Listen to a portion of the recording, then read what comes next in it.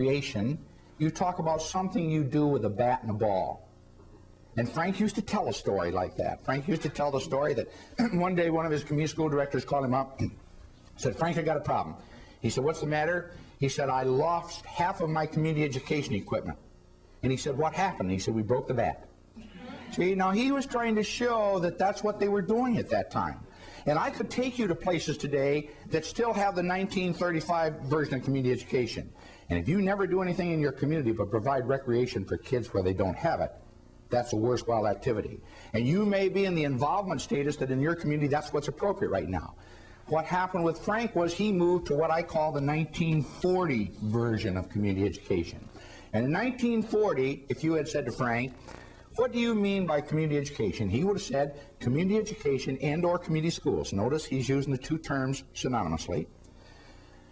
Are all activities for kids over and above the regular school day and primarily taking place in the school. See, he'd expanded now. He'd expanded to art craft and music craft and remedial reading and enrichment classes and all those kinds of things, which enhanced what he was going to do for the kids.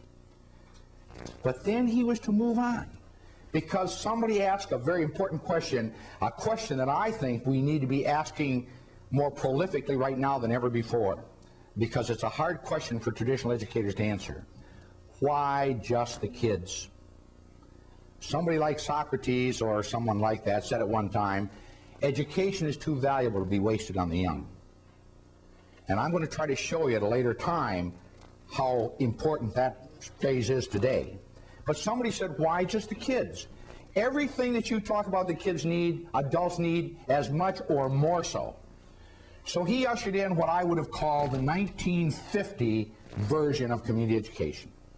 And if you said to Frank Manley in 1950, "What do you mean by community education?" he would have said, "Community education and or community schools.